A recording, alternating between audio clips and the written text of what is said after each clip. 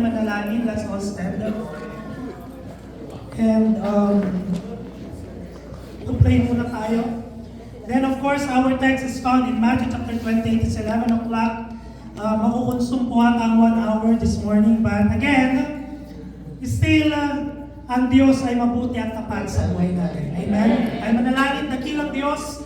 Salamat o God, thank you for this day.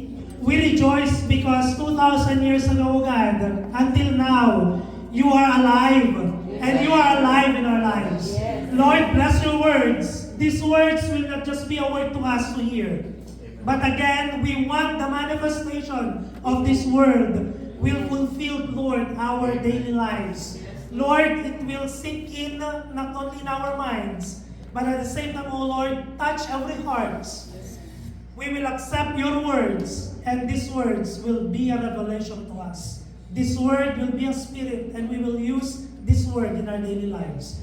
Again, use your servant, O God. Thank you for the triple portion of your anointing. Speak to us through your servant. Thank you, Holy Spirit. Thank you, Father God. Thank you, Jesus. Amen and amen. Let's read our text, which is found in Matthew chapter 28, verses 1 to the following. This was taken from Study Bible, English Standard Version. So, siguro babasahin ko po ang verse 1, kayo ang chapter 2, ay verse 2. Babasahin ko ang verse 3, verse 4. So, 4, 6, 8, ganyan ang salitan para at the same time, we have a participation this morning. Now, after Sabbath, towards the dawn of the first day of the week, Mary Magdalene and other Mary went to see the...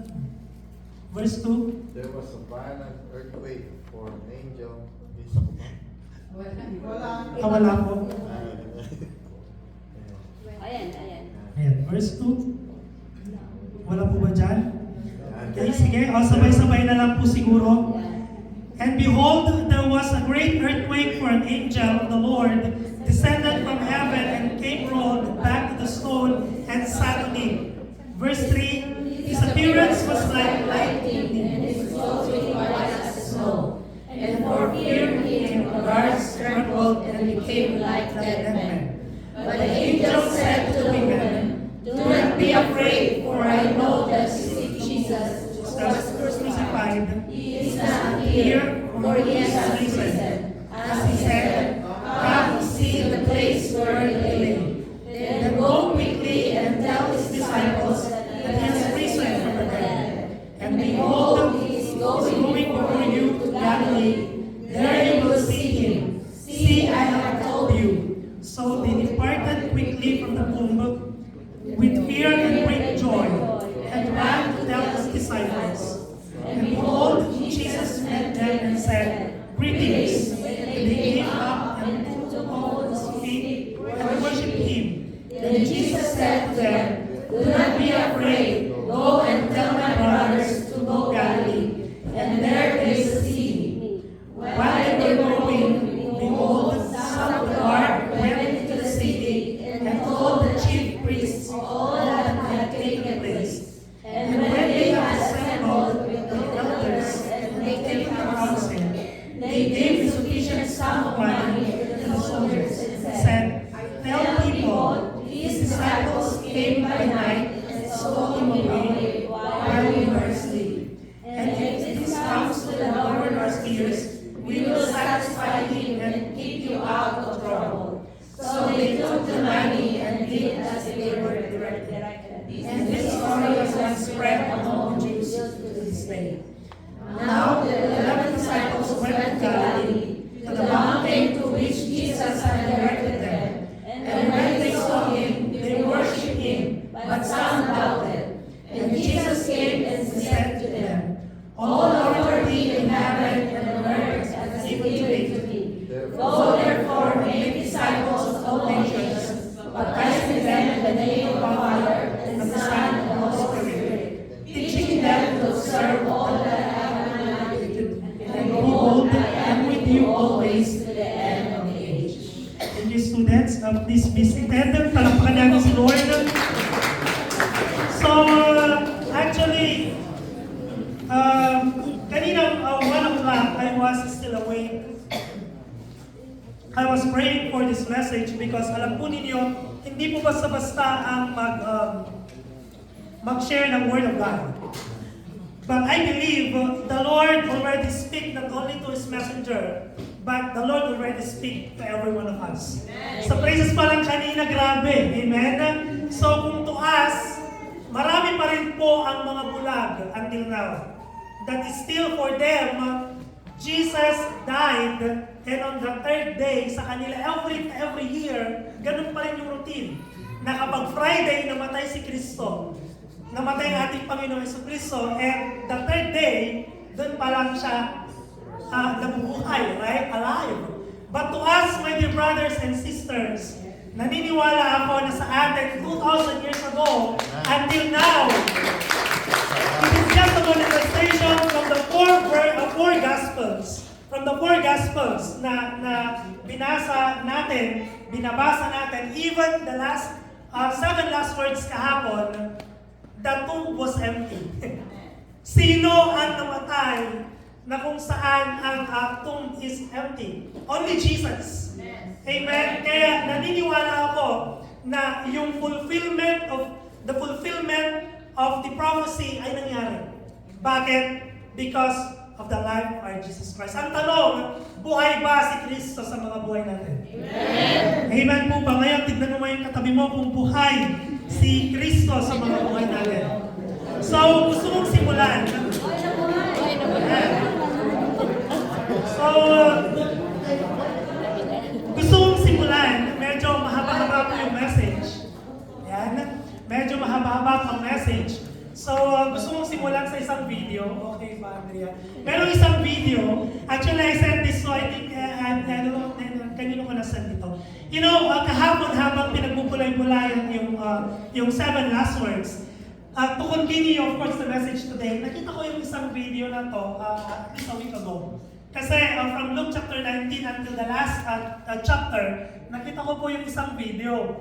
Ito yung video na to kakaiba. I think ito na yung mga millennial or mga next gen. So nakakaawa naman kasi they don't know the word. They don't know the word. So let's watch this video. Ayan. I'm sorry now. But I've got Okay na. the motions. Pero ang ganda ng awit, Ate Yarsen. Yeah. It reminds our life back then nung wala tayo ngayon. And so, gusto namin ipakita kasi imagine to them, yung Kristo na namatay is nagligtas at nakita sa atin yung yung buhay niya na inialay niya, offered His life to us. Pero itong nakita ko natin na video, ayan, so,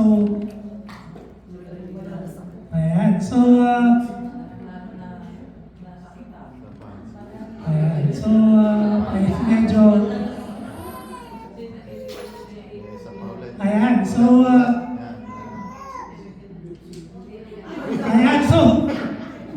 take a look at this. So, ginawa nila ulit yung ginawa ni Jesus Christ. Actually, this is blasphemy. And then, nung nasaktan siya, anong ginawa niya? Sinapakpan niya yung mga kasama. So, is this a real situations happening around the world right now? It is because hindi nila nakita, hindi nila narinig ang mensahe ng Panginoon. Amen. Kaya mapalad po ang bawat isa sa atin na nakikinig ng salita ng Diyos every Sunday, nakikinig sa mga cell group and even sa mga prayer time natin because nakita natin yung talagang reality ng word ng Panginoon sa atin. Amen? So, at the same time, last week, of course, siniskas ni Pastor Daisy dito yung life natin, right with Christ. And at the same time, nakita rin natin yung royals procession. So just go over with this before we proceed to the recent king. So the king's royal procession, at dalawang bagay lang yung gusto kong bigyan din dito. That is the entrance using the donkey as a sign of being humble. So imagine dumating siya sa Jerusalem, but then hindi sa magandang sasakyan. But kinalag niya, untie the donkey. he asked the two disciples, right, na iantay yung donkey, at yung donkey na gagamitin niya as sa triumphant entry ng ating Panginoong Jesucristo. And then yung pangalawa dito is that his entrance where many people spread the robes and leafy branches as a sign that he is honorable. Meaning to say, sa akin ang revelation ko dito, anything na meron tayo na in-offer, hindi lang sa pagdating ng ating Panginoong Jesucristo during the triumphant entry, but that is a manifestation that he deserves everything because he is the source of everything. Kaya anything na in-offer natin, it might be our time, our talent, or even our treasure, this is holy, pleasing to Him. It will be a sweet aroma sa ating Panginoon. Amen? So, and of course, after that, they crucified the Messiah. Okay? So, the Passover and the Lord's Supper enters in Gethsemane. You know, Gethsemane, it is where He prayed. Dito na niya, kaya kapag may battle, kapag may mga battle, dapat meron tayong place of Gethsemane. Wag tayong kailangan i-battle natin yun. I-battle natin yung mind natin kung ang diniditig ng enemy sa atin is that hindi mo na kaya, give up. No. Kailangan we must have a Gethsemane. We must have a time to pray, a prayer of Gethsemane sa ating mga buhay. Bakit? We all prone to temptation. Huwag niyong sabihin na pastor tayo, huwag niyong sabihin na mga leaders tayo, we prone into temptation. Paglabas pa lang natin dito, kung mainit tayo, mainit din ang kaaway. But then do not allow the enemy because we know we must have the word. Isaiah, di ba? No weapon shall stand against us. Bakit? Nasaturate na tayo ng word of God. We are saturated with the prayer. Look at Jesus when he had his what they call this fasting. Doon pa pumasok talaga yung enemy. Tinamp siya sa tatlong bagay. Kaya sa atin, every time we pray and fast, that's the time naman na mainit din ang kaaway. But then we overcome. Amen. We overcome. Amen. So, the Passover of the Lord and the Lord's Supper and the events in Gethsemane. Jesus was arrested, trials and conviction, and then Jesus flogging. Tinignan mo kanina yung ibig sabihin ng flogging, yung paulit-ulit na pagpapahirap sa Kanya. Imagine He suffered, na supposed to be tayo. Tayo supposed to be ang mag-suffer, pero He suffered at the cross. Amen? So, another one is the crucifixion of the Messiah. But then, on the third day, dito na papasok, 2,000 years ago, nakita nila doon that in Matthew chapter 28, verse 1 to 10, Luke chapter 24, verses 1 to 12, John chapter 30, and even in Mark, it says there, the tomb was empty. Meaning to say, our topic this morning, He is the risen King. Palampakan natin si Lord. Victorious siya. Victorious tayo. And if Jesus Christ is with us, automatically, we are victorious. Amen. Kung napagtagumpayan niya, higit pa yung pwede natin gawin. Yes. Amen? Kaya, walang saysay ang ginawa ng ating Panginoong Jesucristo kung tayo mismo babalik sa dating ugali natin. Babalik sa nakaraan natin. You know, yung nakaraan na yan, that brings us to danger. That brings us to be unsafe. That brings us into temptation. Kaya balikan natin, you know, every time na nangihina tayo, every time na nawawalan tayo ng pag-asa, every time na we are about to give up, go back to your prayer of Gethsemane. And at the same time, you know, the seven last words, the seven speakers kahapon, you know, ang revelation dito, pinakita ni Pastor Mark yung definition ng seven last words. But you know, it is started with prayer. Father, forgive them, for they do not know what they're doing. And at the end, Father, into your hands, I commend. Sa other version kasi I commend. But then I commit my spirit. Still, prayer pa rin. Bago man siya i-crucified, still prayer pa rin. He was at the cross. He prayed. Amen? Not His will, but the will of the Father. Kung pwede lang ilayo niyo yung sarong ito, o kung pwede lang din ilayo yung mga pinagdadaanan natin, but not our will, The Lord allowed these things for us to be stronger. Amen. For us na ma-overcome natin ang mga bagay sa buhay. Kung siya na pagtagumpayan niya, kung talagang tinanggap natin ng Diyos, automatically, makakagumpayan tayo. Amen? Palakpakan natin si Lord. Talagang mahal si Lord sa buhay natin. So today, 2,000 years ago, Jesus was resurrected. Resurrection means that in Christian belief, Christ risen from the dead. It is actually from the Latin word resurgere, which means to rise again. So siya lang yung empty yung tomb. He has risen. He has risen. That's actually present participle. So nakita natin na namatay siya pa. On the third day, nabuhay siya. Amen? So, ayan. Nakita ko po ito, I think yung sa slide number 16. Nakita ko po ito, the tomb was empty. Actually, sa Jerusalem po ito. So, nakita doon that he said, "Come and see the place where the Lord lay." And at the same time, yung isa po dito, hindi ko na-save yung isa. Kaya, so he's risen. So, what is the significance of his risen? Meron bang saysay yung kanyang pagkabuhay?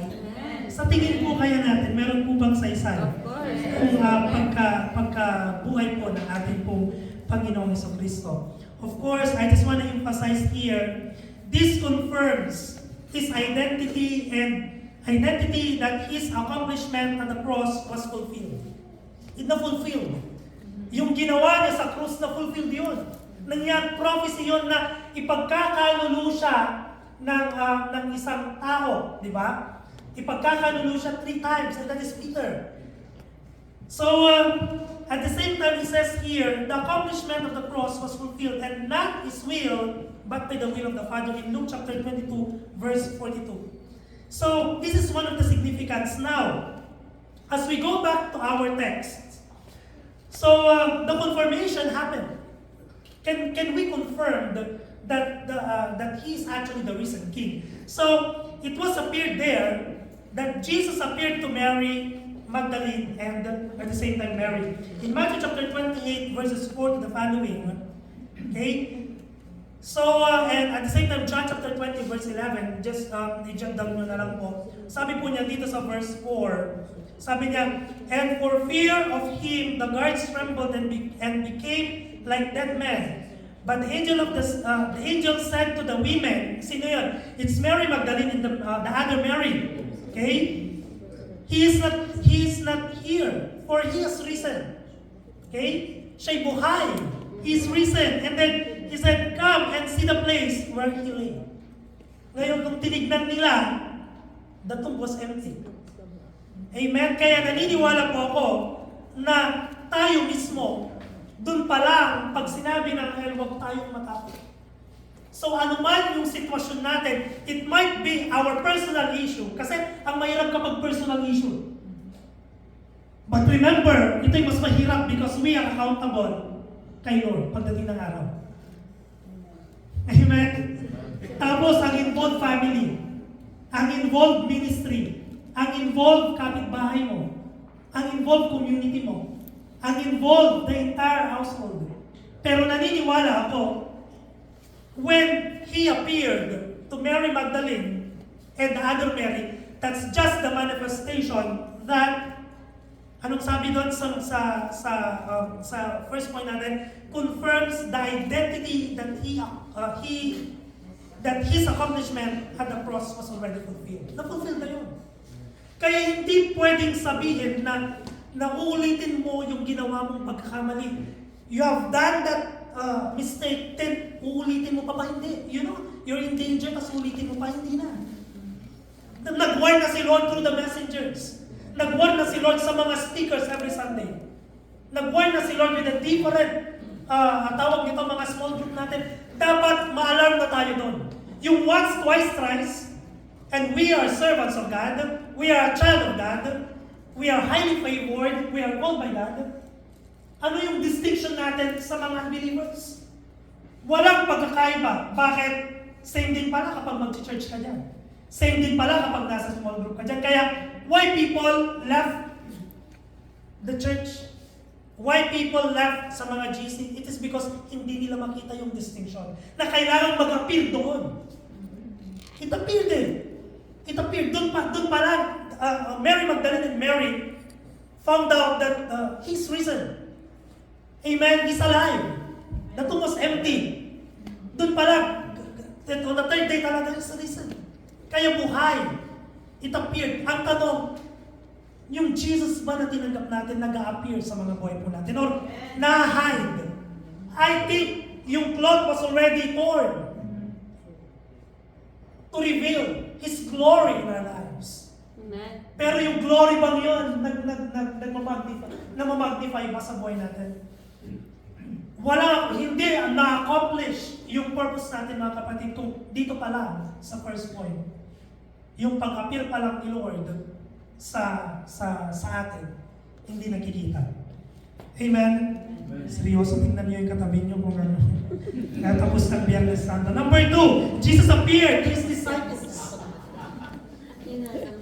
He appeared to His disciples. Doon mismo. What's the text then found? Ang sabi niya sa kanyang mga disciples, wala yung page 2. Sabi niya, sa Matthew 28 verse 16, now the 11 disciples went to Galilee. Asan yung isang disciple? Bakit 11? Di ba siya yung nag-suicide? Oh. Kaya, naniniwala ako tayong mga disciple, He appeared, the 11 disciple appeared. Pero alam na ni Jesus na merong isa na magtatatwa sa Kanya. Amen? Alam na niya. Imagine, sa atin, kaya ba natin ibenta ang ating pananampalataya just for money? No? Yung message pa lang nagsang ni Ate Araceli. Nothing else. Diba? Or we feel sorry. Dahil ganun na lang. So, naniniwala ako, kailangan nag-appear sa atin. Tayo ngayon, tayo mga next generation, how are the disciples? That Jesus, the glory of God, nagre-reflect ba sa labas? Nagre-reflect ba sa mga buhay natin? Or naririnig natin ang mga mensahe ito, tapos nagsasalita tayo dito, mga testimony natin, just because of the blessing. Sana, it's not just the blessing. Secondary lang yun. The moment you seek the kingdom of God, automatically, susunod yun. Magtaka tayo kung hindi tayo binibless ni Lord, nag-church tayo.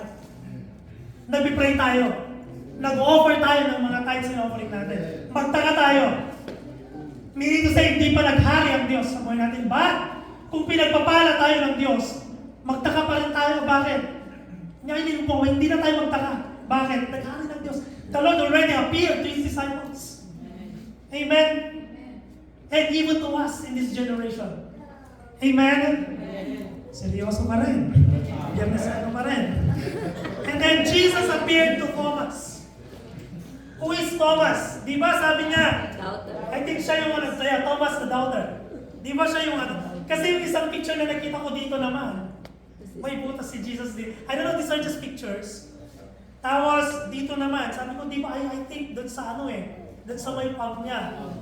So, still, nung nakita niya doon na may butas siya, yung napako sa krus ng Calvary and He has risen from the dead. Amen? Amen. Hello? Picture, yan. So, number 2, what is the significance of His reason? The response of His disciple to Great Commission. Ito na yun, yung passion niya. Yung passion niya. I think the disciples, nung crucify na si Jesus Christ, I don't know kung asan na nagtatakbo yung mga disciples. Tayo kaya, the moment na darating na yung mga end times, look what had happening surrounds us. Wherein nangingibabaw na yung kasalanan. Yun bang wala nang pagkakaiba. There is no more distinction between believer and unbeliever.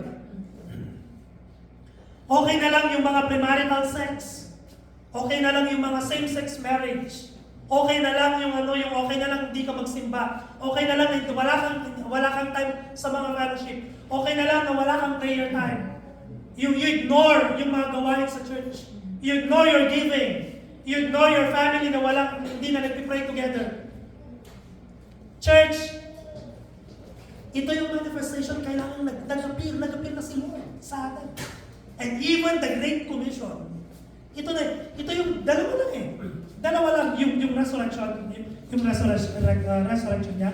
Based on the four Gospels, una dito, na-fulfill yung promise. Yung propesya naganap. Siya'y namatay.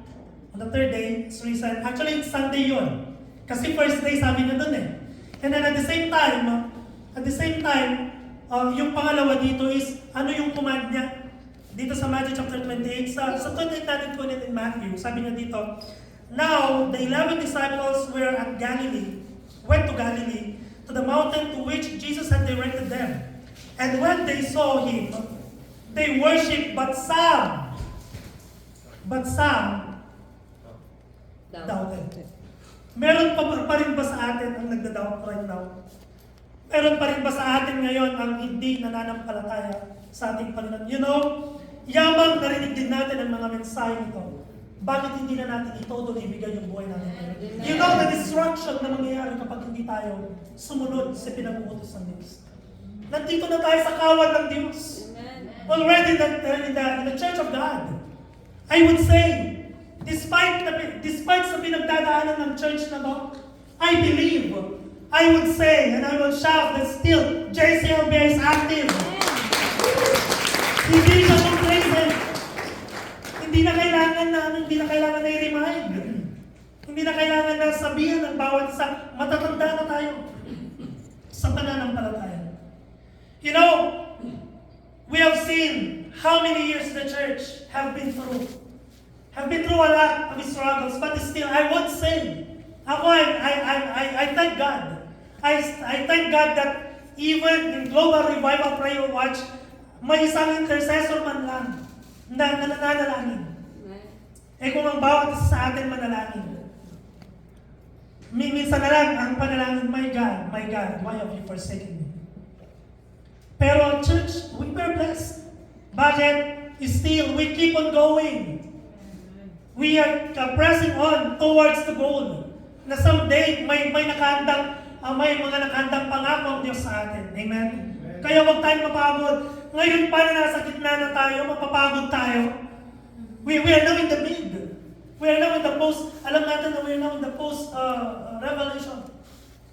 Pero hanggang ang mensahe nito, hindi nagsisikil sa atin, hindi pa darating sila. Silong nagpapatagal tayo din. Kaya hindi pa buhay ang Diyos sa atin. Patay pa rin. Kaya tignan mo yung katabi mo kung patay ba si Kristo o buhay sa kanilang mga buhay na buhay. Ayan. Hallelujah. Now, Jesus appeared to us. Kailangan ang mensahe ito, yung Great Commission, mag-manifest sa atin.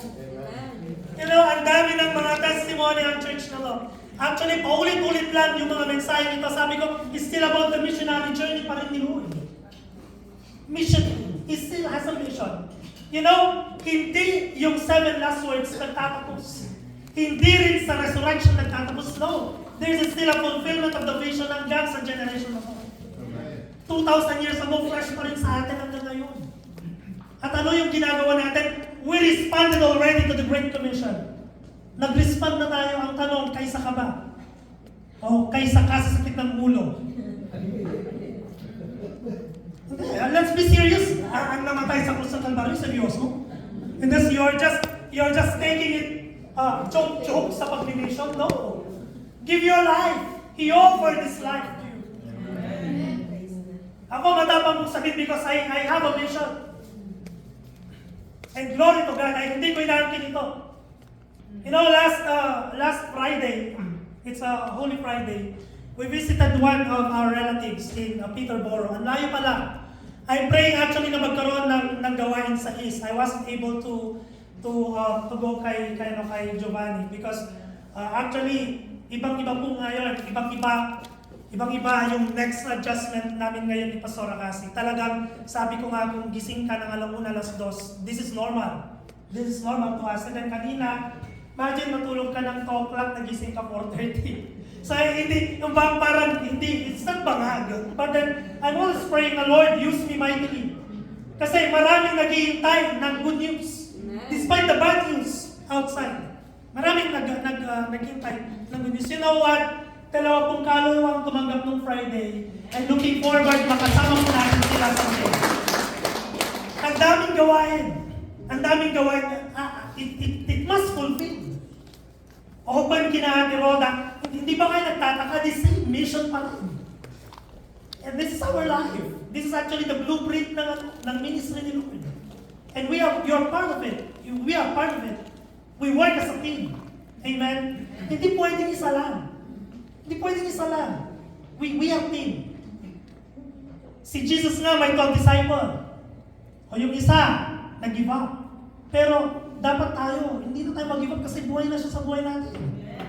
Amen? So, 2 pong tumanggap. Actually, napalaban ko ako sa English. Sa sobrang excitement ko na nag-share. Hindi ko alam kung let's open our head or let's close our head or let's close our eyes. Basta lang muna yung Lord. Basta, importante sumunod siya. You know, he's looking for me. He's looking for me, si Brother Dan. So, sabi ko, tuwang-tuwa po kami and looking forward na babalik po kami doon sa spring. And then they want us to go fishing. So sabi ko, tignan mo si Lord, yung pinuntahan namin, sila nagdi-disciple pusa. Tayo hindi tayo makapag-disciple. They have 15 cats. Tapos distribute nila yung cats. Tayo, na we are capable to do the things na gawin na mag-disciple, hindi natin magawa. You know, the secret sa discipleship, sa Cell Network and sa church planting ministry, compare silang sinend na video. You know what the secret? It's not the Word of God. Kakibat na yan. The moment we have a small group, dala-dala ko na yung Word of God. But, you know, the first thing we have to develop, tignan ninyo, namatay si Jesus Christ, nabuhay siya. At the same time, alam nyo kung ano yung naging sikreto doon? Pastor Mark, did you know the secret? Ang secret doon is the relationship. Nandun na worship, sinabi mo. So, relationship. That is yung ship na buhay. So, relationship. Ang word nandyan na, dala-dala na natin. Ang mahirap, wala pa tayong Bible. Paano tayo makakapag-develop ng next generation discipleship kung tayo mismo ang hirap abutin? Tayo inaabot. Tayo dapat ang mabot. Tayo dapat ang lumapit. Hindi tayo ang nilalapitan. Amen? Tayo dapat ang magbigay. Siguro yung first 5 rows naman, Pastor, magpakain every Sunday. Kasi for the last 5 rows. Ano na lang ako lagi. Opportunity yun. Opportunity. Sunday. Bakit? The moment na tayo nagpakain yung 5,000, you know what happened? Supernatural breakthrough happened. Hindi nawawalan. Kaya nabibigla si Mama sa mga nangyayari. May napupunod ni Refugio. Ay, ang dama ni Payawin daan. Gulat na gulat siya. Sabi ko, huwag kang magtaka Mama kung walang naman ng ref. Naglilingkod tayo kay Lord. You know what? I have 3 intercessors and looking forward 4 intercessors. Palamukin natin si Lord. Actually, I have 1 cheerleader. Kung buhay man ang tatay ko ngayon biologically, he's so proud of me. At least merong isang pastor sa family. You know, nire-restore nila ng family namin right now. He's restoring everything. Grabe. I cannot contain what the Lord has done. Last time na-share ko po ito sa Itobi ko, sa sobrang excitement namin na nag-share. So sabi ko, imagine yung sasakyan na pinag-pray before ng aking kapatid. Wala kaming panlabas ng sasakyan yun. Pag nagulat na lang ako, someone naglabas yung sasakyan and now, hindi ko alam yun din pala yung dala nila aside from JCLBI na sasakyan. Grabe, I am enjoying the opportunity right now ni Lord. Bakit? Ang Diyos na pinaglilingkuran ko appear already in my life and my family. Palampakan natin si Lord. Every day yan. Every time nagigising si Mama, Ma, let's pray.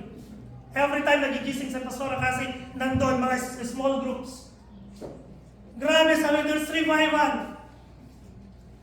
And if the church, kaya nung sinasabi ni Daddy, just stand. Parang hirap tumayo. Just stand. But I believe, diyan ko makikita ang tunay na pagkilos ng Diyos. Iwan ka man ng even members of our family. But I believe, yung words nila, yung pagpunta niya dito, ni Mama, sabi ko nga, they even curse that no one will go abroad. Pero grabe, diyan nila makita nga, they're so silent. Why? Because the God has called us alive. The God who appears to us is alive. And the God who is serving, whom we are serving is alive. Amen. And then, nirestore mo na yung business. Grabe, sabi ko, nagugulat ako sa mga prayer requests ko and everything. Because I have my testimony. So, dun ko nila yung lahat. They don't know the pains. Pero you know what? Grabe. Ngayon na nandito si Mama, mas nakita ko yung unity nila. Mas nakita ko yung, of course, masakit sa kanila, masakit sa akin na hiwa-hiwalay kami. But sabi ko, time will come. The promises of the Lord will appear to us. Ang Diyos ay buhay. He knows. He knows your life. He knows my life. Kaya yung pangalawa namin, grabe, yung dating manginginom. Ngayon nagkaroon siya ng pangarap. He has a business. Yung small business sa Carinderia lang kayo now.